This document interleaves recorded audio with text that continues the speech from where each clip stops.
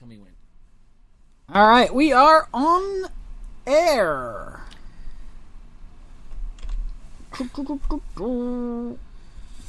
Post. And when we post these things, it's not so easy sharing a group. Zeitgeist Melbourne. It's just like last week where you talk and we're listening to you. Yeah, that's exactly like last week. Jeez, all right, hello everyone, and welcome to Zeitgeist Melbourne Radio. This is episode 2. I'm Sonny. And this is Chris. And if you want to catch up with us in real life, you can come to one of our meetups. But also today it's a live radio show, so you can come in on Facebook, you can come in through Spreaker, or you can call in our hotline number, which is 90287805, which will be great. And we're going to talk about economics today, and we're also going to talk about, we might even do a bit of Q&A. So anyone out there who wants to do a little bit of Q&A, I think we should be able to handle most of the questions. So ring in. Fantastic. Yes, and right now I'm in the process of sharing it to like 3 places on Facebook, which we have done. And here we are. Today we'll be talking about economics. A sort of all-pervasive general topic that affects all our lives, and most people on the street, I would say, don't think about it deeply enough. Not that we have thought about it to all great depths or that we're economists, but we can hopefully give you a few insights. Well, I know how to count, Sonny, and I also know how to use a calculator. So, economics, you don't need a PhD to work out how fucked your country is and how fucked every other country is. Full stop. Let's start. Let me start by telling a bit of a story. You know, once upon a time, we had this thing called feudalism in Europe. Oh, okay. Just before we start with the story, I'd like to just let you know that it's the 27th today, and according to everyone on YouTube, tomorrow is the global meltdown. I just want to put that out there. So when it happens tomorrow, they go, that was interesting. We saw it here first. Yeah, so, you know, when you look outside and it's the global economic apocalypse, you can look back and say, hey, maybe these guys, maybe they know what they're talking about. Or maybe they don't. See, Chris, I got to pick your mind on that. But anyway, let's attempt an introduction, and we'll see what happens. Mm-hmm. As I said, once upon a time in the land of Europe, sounds like Oz. We were, we had the end of the Roman Empire, followed by the reign of the Church, the Middle Ages, and so on. At that point in time, we had, a very, very long period, over 1,000 years, of feudalism. Mm-hmm.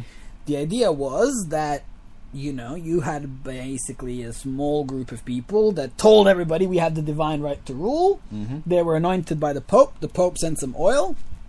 And they just, all the serfs, all the normal people, everyone except the royalty, mm-hmm. or the nobles, mm-hmm. basically farmed the land and gave a percentage of the income to the lord or the noble. Mm-hmm. And so it was a state of a few living in luxury and, 99% in total slavery. And you know why this is, Sonny? Because they had the 3 Gs. Guns, gold, and God. Sounds very right-wing. That's where we're... They didn't have the guns, Chris, but anyway. Well, anyway. So, then this thing happened where you had a class of people that were the merchants that started connecting these various fiefdoms and doing trade from place to place. And all of a sudden, the people who used to make things like, I don't know, horseshoes and hammers and silk and rope, whatever, they were able to sell some of the surplus on this open market. Mm-hmm. Created by the traders, mm-hmm. For extra income, for mm-hmm. extra gold. And this system of trade was soon to take over. I mean, the traders had close to equal wealth of the nobles. Mm-hmm. And the opportunities for the average person, so anybody that had a real high level of skills, had, initially more countries and later on the whole world open as a market to their goods. And it brought a level of a higher economic equality. So capitalism actually, took it from a system where 0.5% lorded over everybody and everyone was a slave to, 80% of people had the opportunity to make some money while maybe 10% lived okay and everyone else was a slave. So it was still a drastic improvement in the condition of the world. But rather than see it as an evolution, this thing that kicked in the 1800s with, say, the British East India Company and global trade, and instead of seeing a normal, logical, progressive evolution, given that we're in a digital age, that we can distribute resources better, that we can take care of people's needs, public health, we're still being told by the authorities that the system of, turning everything into a commodity. Oh, everything has a dollar now. Everything has a dollar value. Every patch of land, every opinion, every, childcare, everything else. The way to do it is turn everything into an economy, sell it on an open market, and this is equivalent to freedom. This is equivalent to justice. And the very fact that we have half the global population living in poverty, 1 billion living in abject poverty. That's the middle class now. They're paid what they deserve, because in capitalism everybody's paid what they deserve. And so that's basically, it's grown the system, which was a natural evolution and an improvement on the Middle Ages. It's not exactly a perfect system, since the only thing it improved on was the situation in the Middle Ages.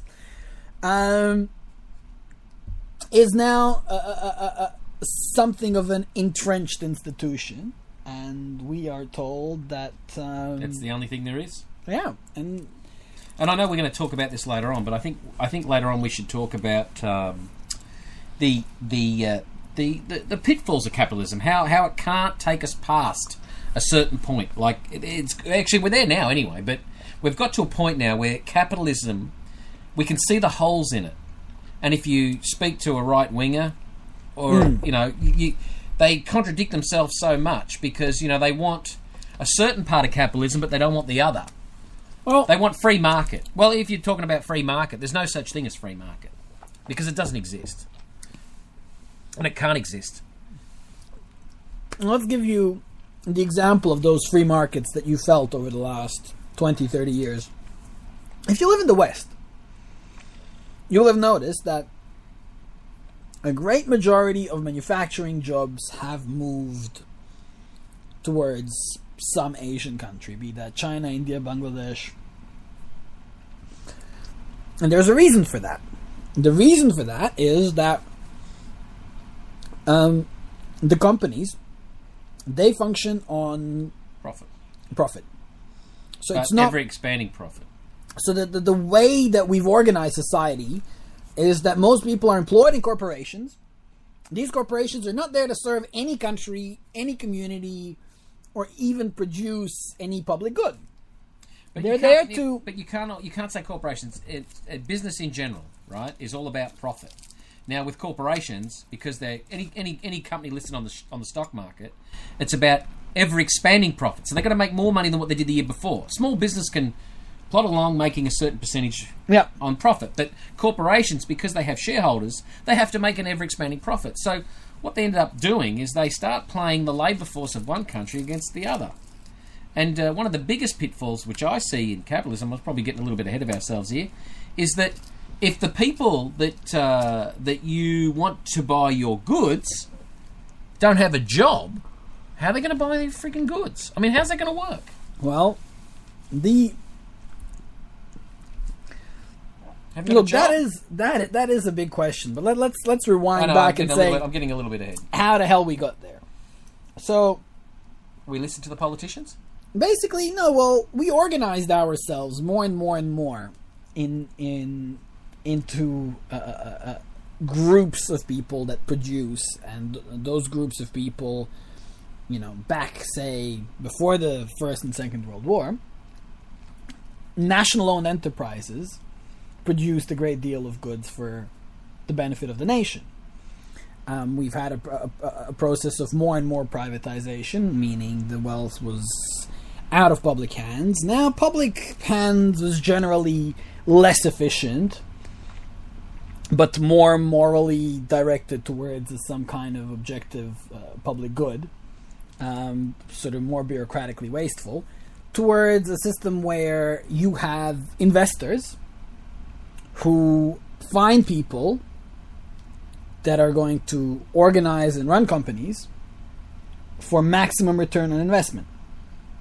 So, if, let's say, you are a chemist and a biologist and you like to make drugs that help people, they're going to sit you down and say, well, what is your plan to turn our $1 million into $10 million in the next 5 years?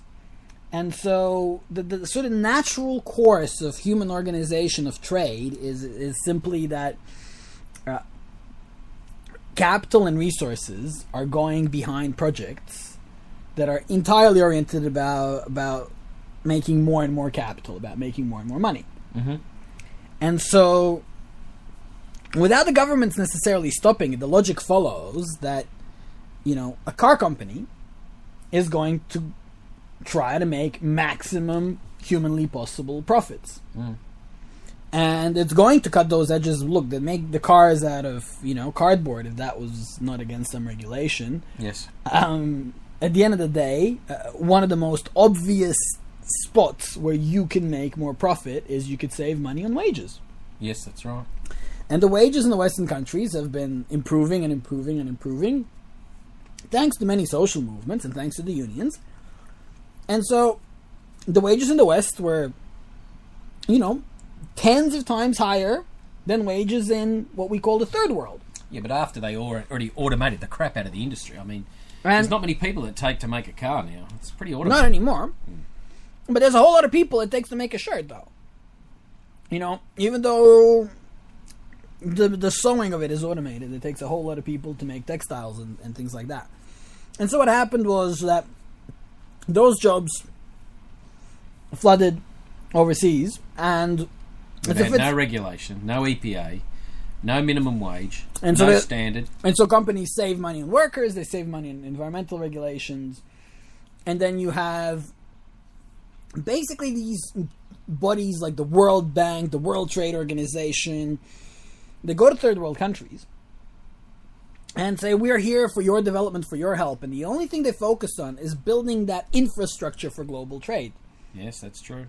So, yeah, as a country, you should invest in subsidizing everyone that's going to make shipping for you to be our factory so we can ship all around the world. We should invest in ports. We should invest in railways to get raw materials to all our factories and so on and so on. So practically all the world was subjugated to this grand plan of, corporations to make ever larger profits. And no grand surprise, a great deal of economic development, more money flowing through the economy, more buildings and concrete structures coming up out of the ground. But still, over the last 30 years, with this increased globalization, we've had a steady increase in the disparity between the rich and the poor. Rich and the poor individuals inside rich countries, rich and poor individuals inside poor countries, rich and poor countries, rich and poor companies, rich and poor businesses. No such thing as a poor company, mate. Well, they're rich until they go bust, basically. Because they just take on more and more debt and more debt. That's right. It's called bankruptcy, mate. It's not called poor. They're never company. poor. That's right. Only a Jewish company runs poor. So, here we are. It's 2015. And these trends are coming to a kind of logical conclusion. I mean, we look around, we're one of the richest countries in the world. And so we're only seeing the effects a little bit now. Most people that have jobs have some kind of service sector jobs. They're part-time, semi-casual customer service relations, admin, office. But, very few people anymore here that we know make stuff. Yeah, but see, we got back to no one's got a job Well, no one has job security anymore. And, if you're going to go for a loan in a bank, the first thing they want to know is job security. Who do you work for? How long you been working there for? Second thing they want to know is... Well, number one is they want, that's what the bank wants to get a loan. But we're finding more and more, and if I look overseas, because I just come back from overseas, that most people overseas, well, when I was in Italy and Europe, are working part-time. And they're working 2 or 3 jobs part-time to make ends meet. Pay for the fuel, pay for the bills. And if their car or scooter or whatever it is breaks down, they've got to go and get a fourth job to pay that off, because they just don't have steady flow income. It just doesn't exist anymore. And what's also happening, I've noticed this a lot, and I think they're picking up the Uber model. I think what we're going to see in the future is like when a job will be placed in an agency, and it will say, look, lawn mowing, $100 an hour, say, or $100 whatever. You go, oh, geez, I can do that. That's an easy job. $100 sounds good. But what you do is then you bid for the job, and you're bidding down on the job until you get to a point where your bid is so low, $10, and there's ever desperate, who's got carrying more debt than anyone else, says, I'll work for $10, even though it started at $100, I'll take that job. So I think in the future you're going to start seeing jobs advertised at a high rate, and what people will do is bid down on those jobs until they get it. And look, it's a race, this notion of a race to the bottom. And I mean, Uber model, look, on one hand, in a really successful economy, let's say everybody's got jobs. Very few people sitting around. Oh, sure, a kind of peer-to-peer system where we ride share. It's like an open source taxi driving thing. It's going to be great. Look, but that's like you're talking about Australia in the 70s when there was more jobs than people to fill them. Right? Yeah. So companies were actually putting the price of labour up to grab that skilled labour that they needed in their factory. But those days are gone, and with an ever-expanding population plus automation, those days are so far gone. It's like a bad memory. Yeah. So we invite you to think. Sure, Uber. Again, Australian economy is successful enough that you want to take an Uber ride to the city. From here, it's half an hour ride. The dude's probably going to make $25, $50 an hour. He can make a living. Think about Uber in Greece, where there is 1 million young people sitting on their bums willing to do anything.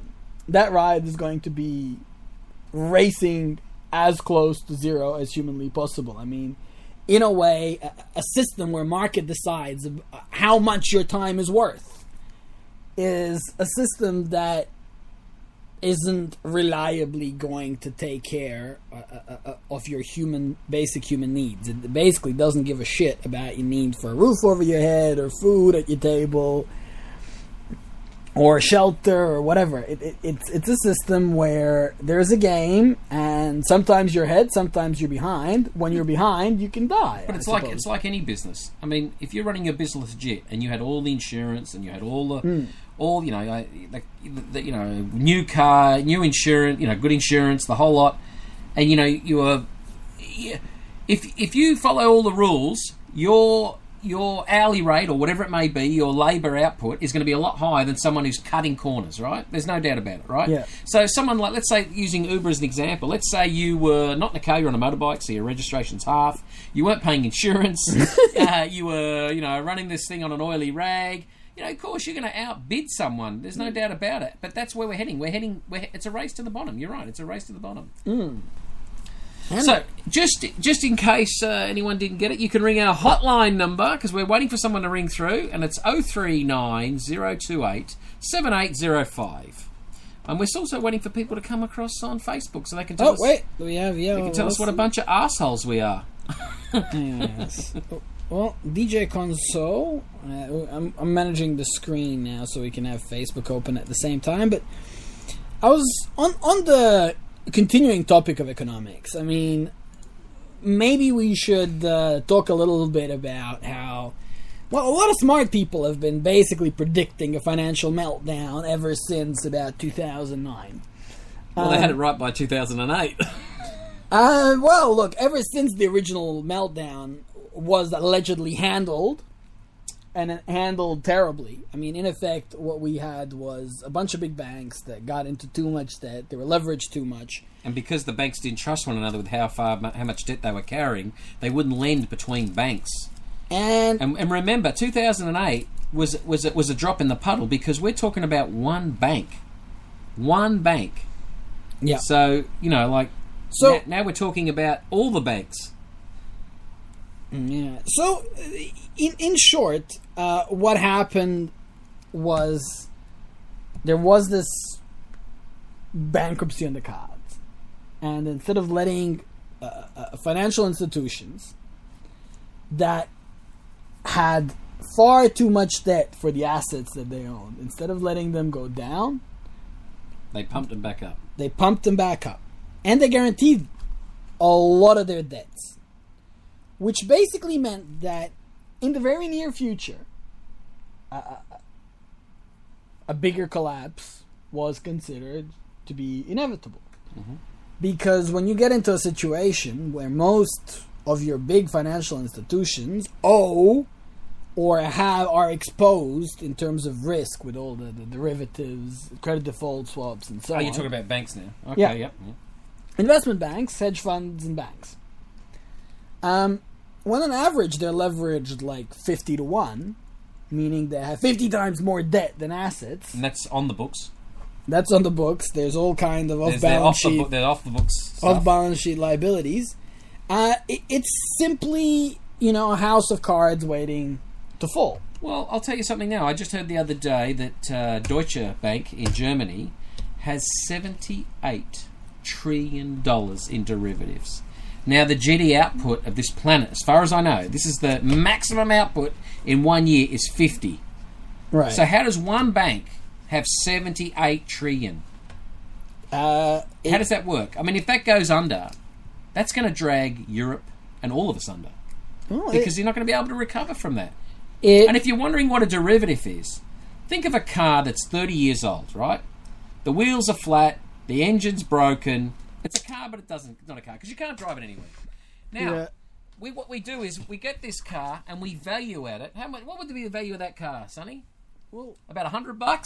Yeah. Well, if I was at Lehman Brothers and I had that car on my books, I'd value that at $2.6 million, like I would a Ferrari.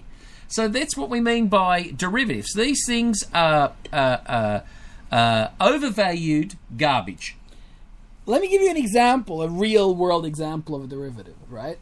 A real-world example is I will buy Apple stock for $20 a share anytime from you for the next 2 years. And let's say it's at $15 a share at the moment.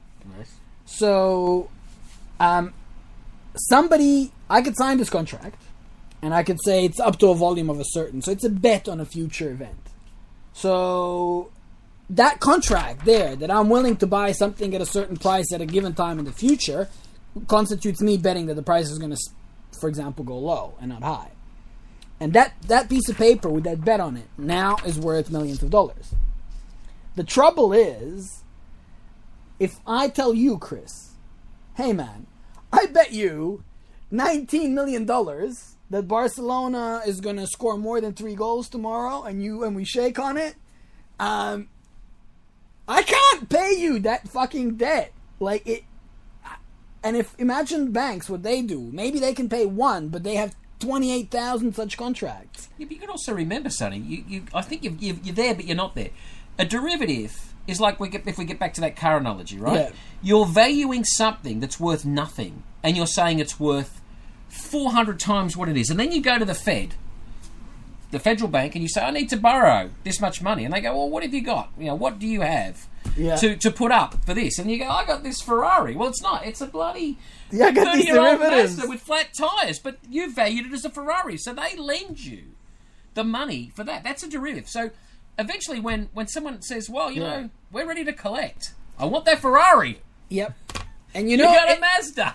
It's like I bet you the $19 million, and then we have a bet paper, and I sell the bet paper for $100,000 to someone else. They come back to me a year later, like, I've got this bet paper here, which says you're going to pay $19 million in Barcelona. That's right. And I'll say, hey man, that's great. I don't even have 19,000. Do you know that's what the mafia used to do? They used to get a bar, right? And they'd run the bar, as take over the business and run the bar, and then they would go to all their suppliers and go, we want thousands of dollars worth of grog, and we want thousands of dollars worth of this, and thousands of dollars, and they just get this stuff in. And at the back door, they'd be selling it for half the price in cash and put in their pocket. Anyway, when the creditors come knocking on the door, where's our money? Oh, there's no one here. It's empty. It's gone. That's how they used to do it. They used to run the debts, and if they didn't supply, they get another supplier, and they pay a little bit, and then they get them to supply, and they just keep running up the tabs. Wow. So it's. I mean, if it's not criminal, it's an age-old model. Clearly, obviously, it's an age-old model. It's got in the fine Italian tradition of Charles Ponzi. That's a Ponzi scheme. There's no doubt about that. But anyway, so what we have now is we have companies in the US, not just banks, but companies, because they're running at zero interest, their lend rate out of the Fed. We're finding companies now are borrowing money from the Fed, and they're buying their own shares to prop themselves up. So they're buying shares on the market, and of course their share price is moving up, and the company's going, we're profiting, we're making money. Of course, as if you're on the board, obviously your CEO and the rest of the board and the shareholders are getting a dividend or getting bonuses and shit. Yeah. And the worst thing is you have a look at all these companies in the US. What's the quickest and easiest way to make a profit in these companies? Well, you and me as rational people would think, we get contracts and we employ more people and we manufacture more goods. That would be the way you'd think. But oh no. What you do is you sack 25,000 workers and then you don't have to pay wages to them. Whoa, profits are up. But how long can that go on for? Are you going to start sacking workers that don't exist? I mean, is that what we're going to do? We're going to go negative to make profits? But all this has to come to an end because you can't keep sacking. You can't keep buying. And I know, look, in America, it's disgusting. Well, I'm not going to say just America because other countries do it as well.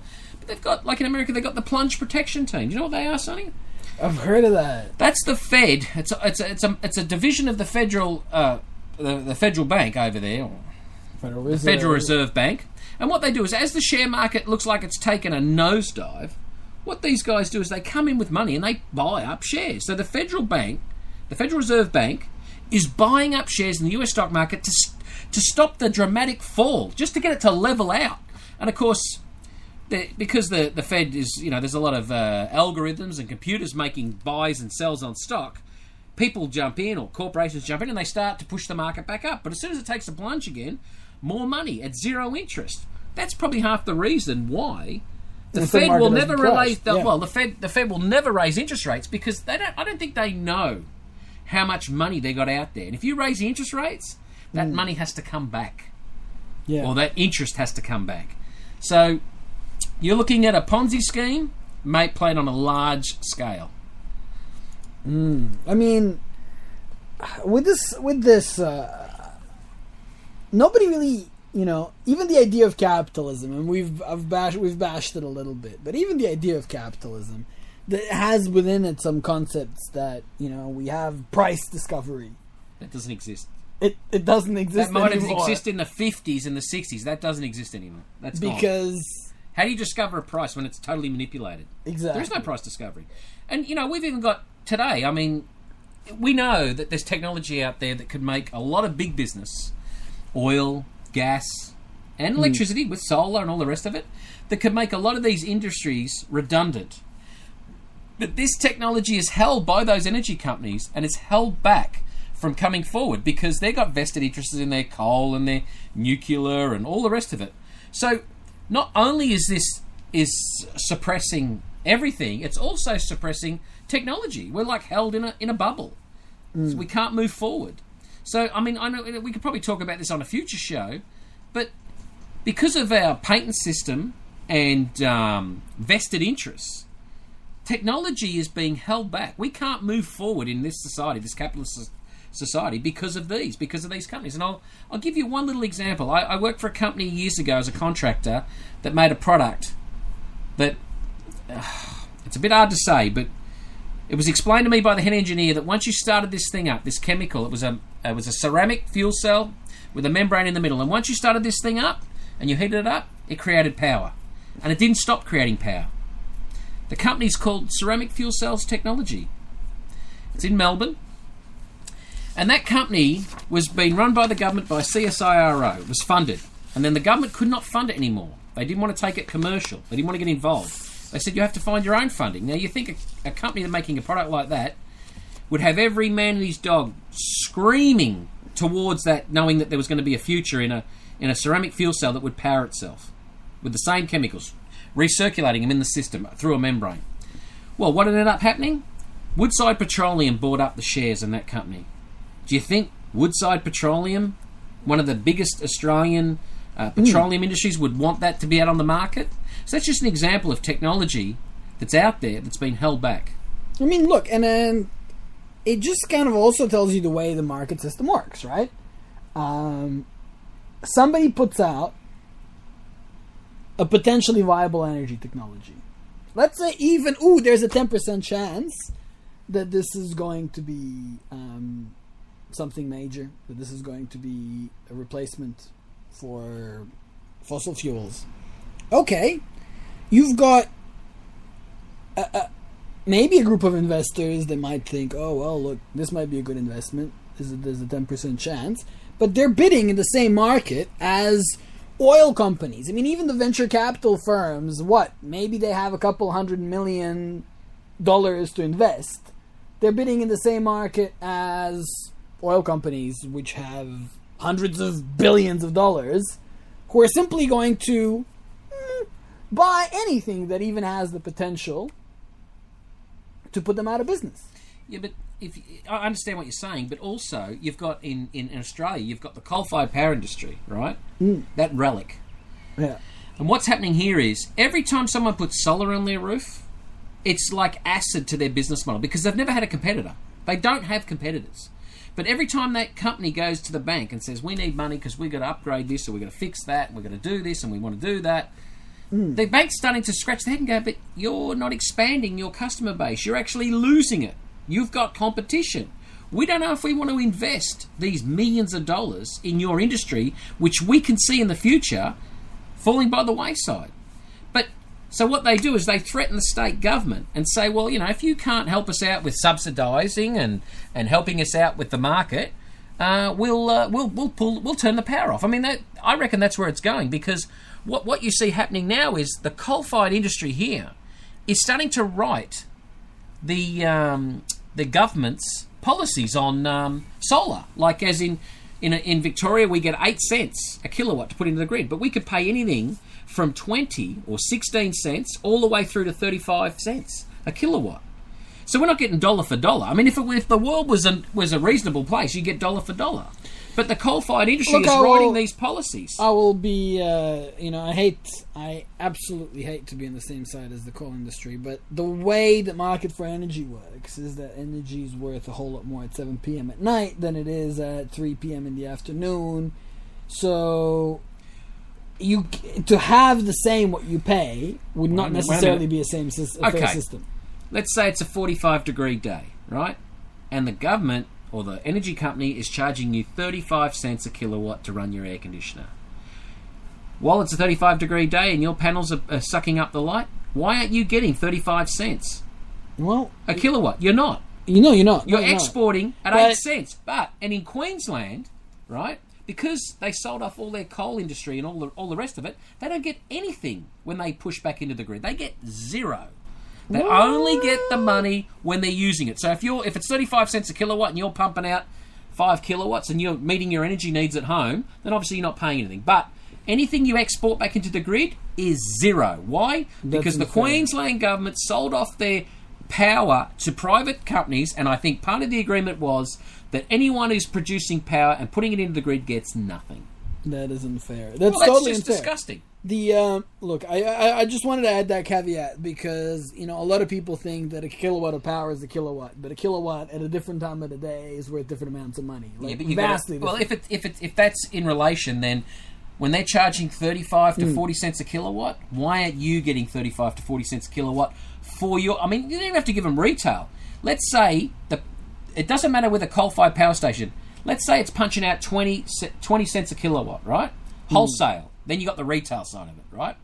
Why aren't you even getting wholesale prices for your power? No, that's pretty. Yeah, it's disgusting. It's disgusting. But anyway, we'll get rid of that when I start up the solar-powered political party. The solar party.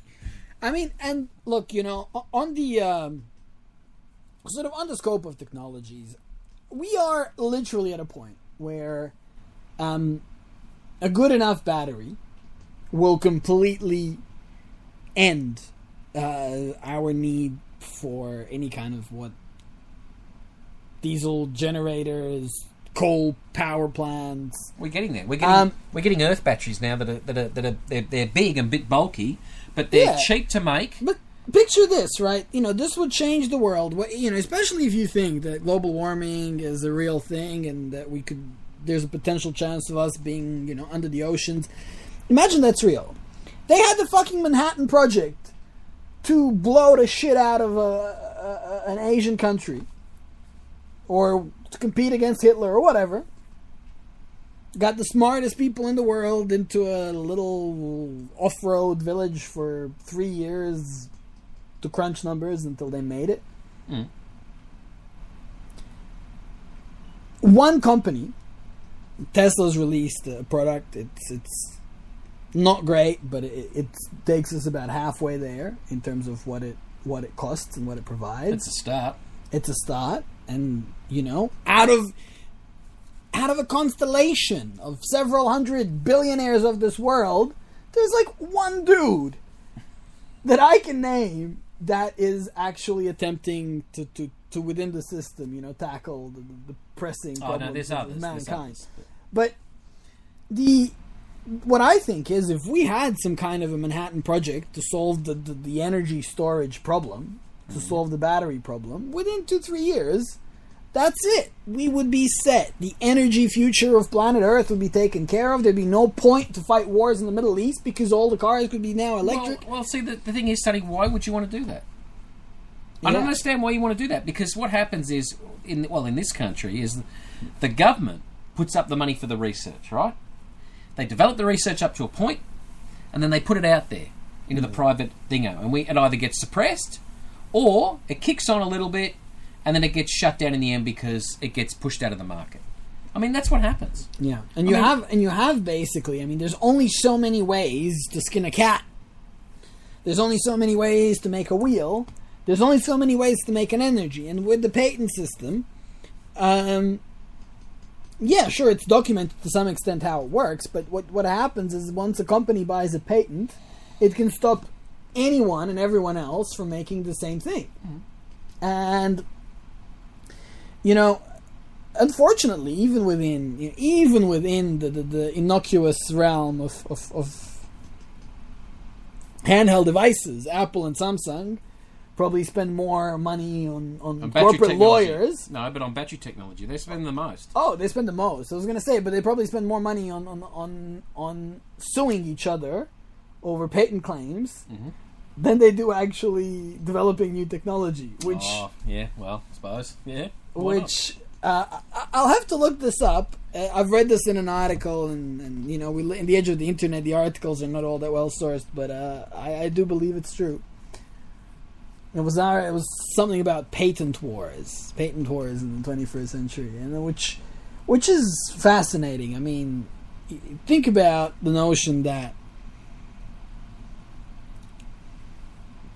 how taxing this systemic web of middlemen is on a company that's meant to develop technology. That's what they do. We do technology. We make newer, smarter, better, faster phones that has to spend more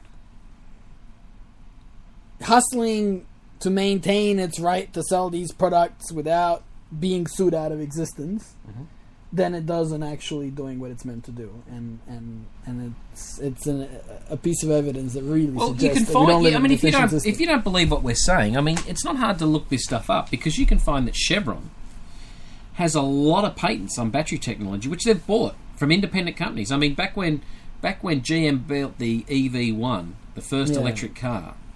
That battery technology, I can't remember the name of the company that brought that out, but they brought, when that was released, that battery technology was high tech, and as soon as they made the EV1, Chevron come in over the top and threw so much money at this guy to buy stuff up, and he thought, well, no, I'm going to make my money out of it first, and then I'll sell it off. Because he was a manufacturer, that was his job. He made batteries. Yeah, he made batteries. That was all he did. And he said, I don't need the money. I got plenty of money anyway. So the money's not an issue, but I want to manufacture. I want to manufacture in the US because, patriotism and all that shit. Anyway, that's what he wanted to do. And then Chevron patented some of their own battery technology. As far as this is the story coming from the man himself. And they tried to say that he stole it, and they were going to take him to court. Because he was selling these batteries to GM. And they're saying, well, they were their idea, and he's taken it. He copied them, and in the end, he gave up because he was an older man, and the pressure was getting too much. So he sold out to them. He sold out to Chevron, and that battery technology has then been sold off again, but it's being held by conglomerates, in the energy sector. Full stop. I mean, the performance of EV1, the range of the battery, the power per weight output. This is 1992, I think. Yeah, it probably took a good 10 years for the rest of the market to catch up. And I mean, you can't hold this technology back indefinitely, but think about what a decade is in terms of how far we've come in terms of what a phone is in a decade, right?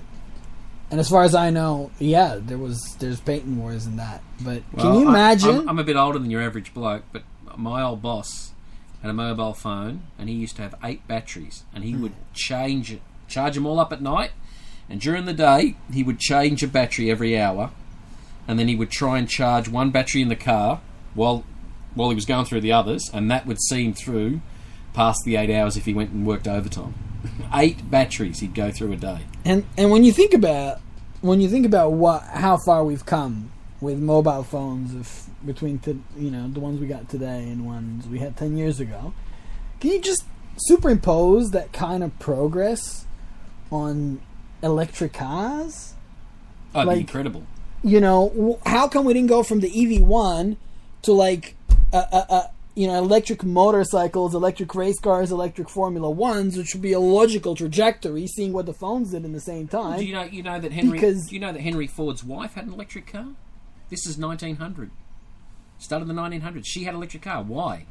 Why would Henry, who's building petrol guzzlers, or almost kerosene guzzlers, but he was building petrol cars, and why was his wife an electric car? Because you had to get out and crank start a car. You had to get out and physically turn it over with your hand. They didn't have starter motors, right? And he couldn't get his wife to hand start a car, so he thought, I'll buy my wife one of these electric cars. And she drove that. And these electric cars look like horseless carriages. I mean, they look like coaches, if you know what I mean. Yeah.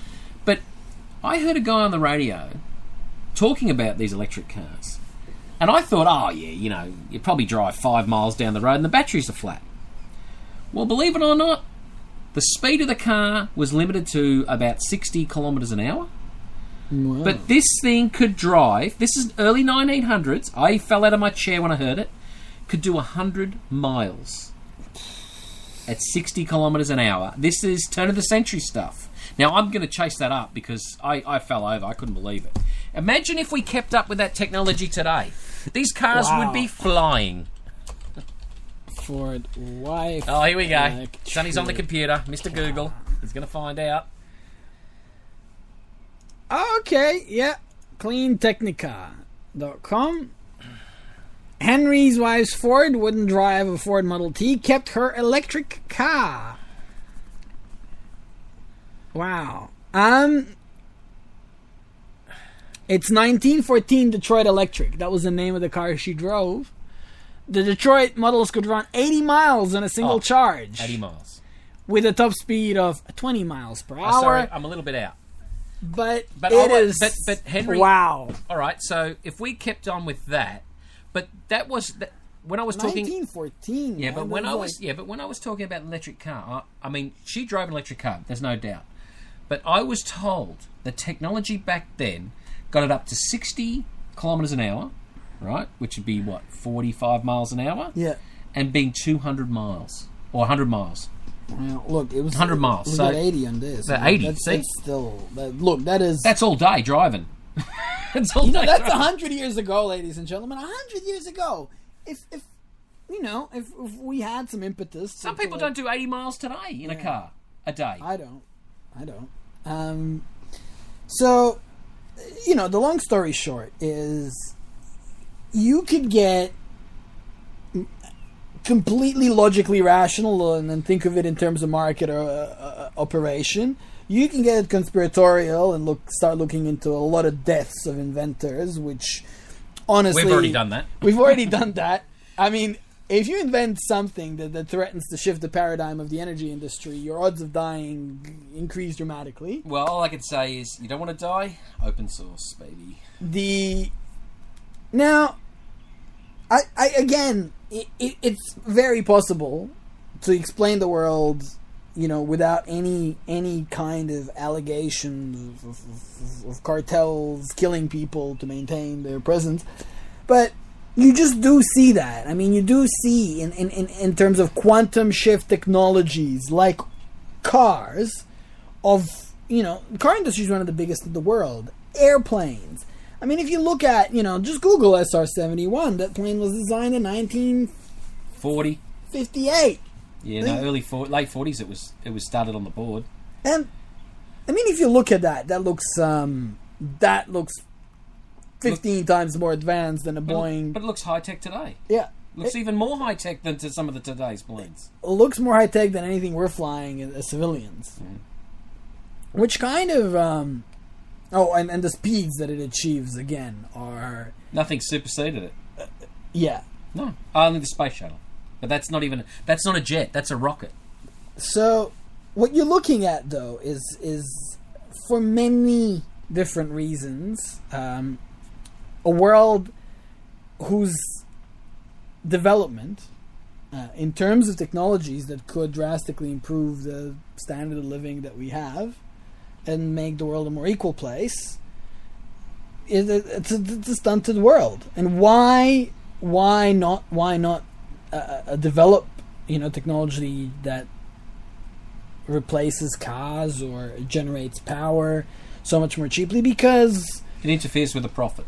It's not just profit. Even the nation, you have a grand union of nation states and corporations. You've got the oil companies that want to keep their profits going, and you have the global geopolitics where control of oil is power. And we can see that now. You basically look at what happens to countries that have a lot of oil and have any disagreement with, say, NATO countries or the US. Corporations. They run into big problems. Of course they do. Iraq, Libya. I mean, look, if you can't buy or threaten, as a corporation, a country to take their oil or take over their oil or buy their oil or whatever it may be, then your last resort is to go to the government and get the army to go down there and do it. I mean, because that's been going on in Britain, France, America. That's been going on for hundreds of years. And just to kind of go back to the topic of economics and capitalism, people out there should know that there's more money made speculating on oil than finding oil. So, in other words, there's more money in betting on the future price of oil than there is in actually owning oil. Which is why and how the Saudi Arabia, Qatar, Emirate regime stay in power. There are a great deal of hedge funds, energy speculators, and U.S. foreign policy interests that need a price of oil to reach a certain level at certain times of the year that doesn't suit their geopolitical enemies, that they can extract money out of the market for. And any regime that plays along with that can even take their money, can even take the profits from their own sales of oil, as long as they follow the dictates of how much supply goes into the global market. Well, you're looking at it right now where the Saudis are pushing the price down by producing more and more oil, and they're pushing out all the other players in the market. The Shell oil stuff, they're pushing out the Northern Sea oil. They're pushing out the Russian, when the the oil, Russian economy. When the oil cost too much to produce, those industries fall on their ass, and all those shale oil gas thingos, they're all coming up to the end of their lifespan. As far as unless they're getting $100 a barrel, they can't operate. Yeah. And the Saudis, as soon as they push them out, like the Japanese used to do, as soon as you push out your opposition, then you come in over the top and the prices go back up, and you've got no competition. Yeah. And that's capitalism, baby. That's how you do it. You push your market, you run your market into the ground. And just a coincidence, I mean, Russia was in absolute ascendancy for 12 years running economically, but it's an oil-dependent economy. And just as U.S. and Russia start having disagreements over, the proxy wars in Libya and Syria, all of a sudden the Saudis drop the oil price to the point where the Russian economy is suffering. Of course it is, but you've also got to understand this is all about pushing oil and gas into Europe from Russia. And America, well, I'm not going to say America, I'm going to say corporate America, doesn't want that. They're not making the same deals. The gas hubs in Greece and so what they're trying to do is they're trying to stop Russia from exporting their oil and gas. They want a piece of it. And the other thing Russia and China and other countries have been doing now, they're bypassing the US dollar. They're paying for their oil and gas in ruples or won or Australian dollars, whatever it may be. Then they're not changing it into American dollars and then back into they're not changing it in the reserve currency and then back into whatever the other currency is. So what you're seeing here is America, as the middleman, is missing out on their piece of the pie when energy gets transmitted from one end to the other. So that's why you're seeing this big upsurge in Ukraine, so the pipeline doesn't run through there. You're seeing a big upsurge in Syria, that's where another pipeline's running through, because they don't want Russia. They want to isolate Russia. They don't want Russia exporting. This is corporate. This isn't politicians, one party against the other or one army against the other. This is all about corporate capitalism. I even saw an interview, which I found really interesting, and you can download on the net, where they were talking to the industrial affairs in Greece, and they had an American diplomat. Now, he wasn't a congressman, he was a diplomat, but he also worked for one of the big oil and gas companies in the US, and he was saying that they wanted to build a gas hub in Greece, right? And Greece is going, yeah, well, we're broke, we'll take, we'll sign anything, we're ready to go. American gas and oil, Russian gas and oil, because Russia wants to build a hub in Greece as well. And this guy turned around in front of the camera, blatantly said, oh no, you can't have the Russian gas hub, an oil hub here in Greece. It's either us or it's nothing. And that's what he said. It's either us or it's nothing. And the guy goes, well, we can't do that. That's anti-competitive. And he goes, well, that's the way it is. And I looked at that and I thought, God. I heard the same thing on the Webster Tarpley show. Which is, the a good corporation doesn't want competition, Sonny. It's kind of the holy alliance between the grand Fortune 100 corporations and say the few top Western governments with militaries to back them up. Because, you know what? If you could buy the shares of all those Russian companies on the open market, there wouldn't be a problem. Nobody would have an issue with Russia invading Ukraine. If you could go to Russia and buy their oil and buy their companies, like you can in China, Russians would be great. They'd be a great people, a free people, a good people. That's right. Upstanding citizens.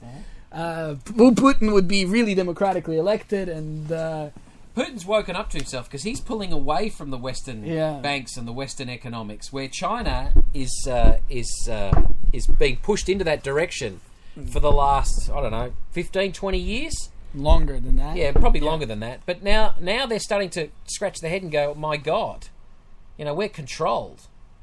So, and they're because a lot of their country's still controlled by their central planning. Yeah. And they're trying to also run a stock market, also trying to run capitalism. They're finding it very difficult to control these shareholders from offshore. No doubt about it. It's And fundamentally, let's bring it back down to the ground level. Like, this whole free trade thing, do you really benefit? Like, if you're, let's say you want to buy a house in Australia, the fact that, you know, millions of all of these potential houses you could buy are open to investors that could buy as many houses as they want, that borrow money at next to no interest while you borrow it at 7%. They're open to Chinese investors that have made... Can borrow at 1%? They can borrow at 1%, that have made tens of millions and need somewhere to spend it. All of this greater amount of money chasing a smaller amount of assets blows up the house prices for us and makes it less affordable for the average guy. Well, even the other side of that stick too. You can't...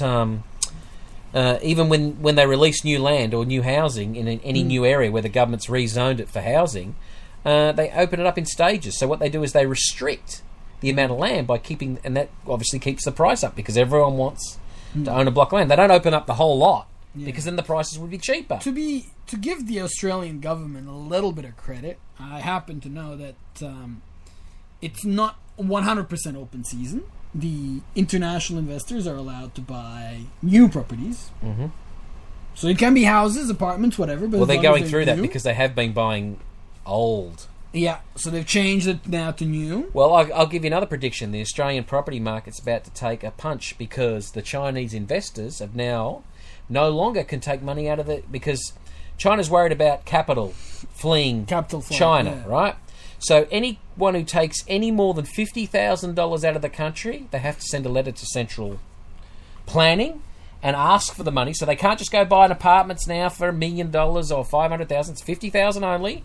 And if you're a factory and you want to invest in property over here in Melbourne, if you write them a letter and say, I'm building a warehouse so I can send my products over there to distribute them and sell them, that's fine. But as far as domestic property and apartments, I think it's pretty much all gone from China now. Which is a good thing. Like, Aussies, people, no normal person benefits from high property prices. You have to, like, own 5 houses that are mostly paid off to get to a stage where these prices are something that's good for you. They basically make it less and less and less affordable to live. It's going back to the feudalism.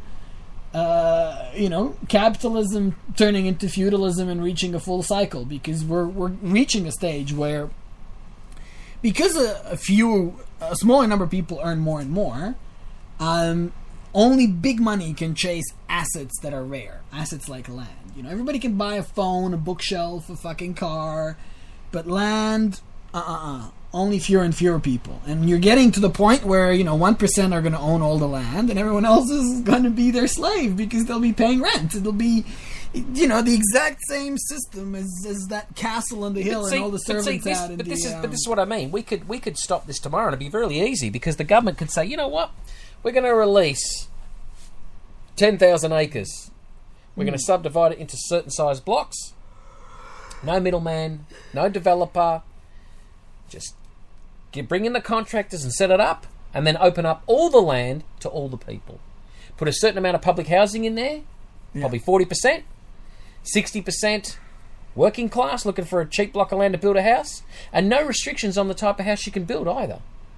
I mean, if the government did that tomorrow, it would shut down a lot of these developers preying on the people. They don't put because the problem here in Melbourne is these developers don't put any money in for infrastructure. So no trains, no parks, no libraries, nothing. There's nothing there. These are just all about how many blocks, how small can we make them, and how many we can squeeze into the estate. And these are going to become slums. That's the only way to describe it. They'll become well, I mean, we got suburbs here in Australia now that don't have any parks in them. Or they open up the park and then 12 months later they're selling off the land. It's disgusting. Wow. So, look, that's just one little thing, and then also from the perspective of the average person, hey, like, would you like to borrow $100,000 to buy a house, or $1 million to buy a house in Berwick, for fuck's sake? I mean, I understand any kind of market. there is an inherent scarcity of land close to the CBD. You want a house in the city, you want an apartment in the city, a house in Richmond, it's going to go in the millions. It would, even in any kind of a fair system, fair market. But people are paying $500,000 to live out in the sticks, as you said, without a library, without a park for their kids, without a train, without anything. And they're, forced to take out 15 times what they make in a year to buy a house like that. And be in debt slavery for 30 years. I suppose this is a bit late, but how does this reflect the Zeitgeist?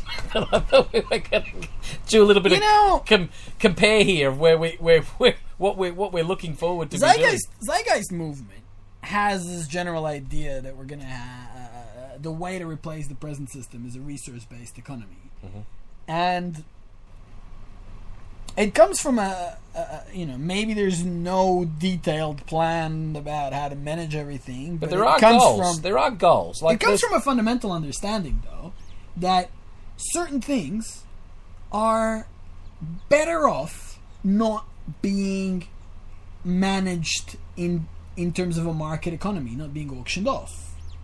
And for instance, if we, organize ourselves into whatever blocks you want to do, states within the country, nation states, cities, councils, but if at some scale of maybe when have 500,000 people, we say, look, we need to feed everybody. It's not, food shouldn't be something that you need to work for. And same as a roof over your head. And an education. We need to feed, house, and educate everybody. Well, okay, I would say literally you need to look into a systematic way to take care of basic human needs. It's the wife! Where the hell are ya? Anyway, we're going to wrap this one up. Yep. But if you look at the most organized, rational way to meet human needs, in some collective fashion, and then you can leave the rest of it to the market. I mean, I don't think, as a human being, you have a right to a Ferrari, a mansion, 3 mobile phones, or an Xbox, but I think you do have a right, to some food and a roof over your head. And it, if we, rather than have some kind of a convoluted means-tested Centrelink system where we shame every person whose skills are no longer relevant to the market at the present state, we just literally provided everybody with a livable wage, with enough to live on, and then distributed the luxury goods and all the fancy stuff in the way we do at the moment, that would be a first step. You're talking about transition. Yeah.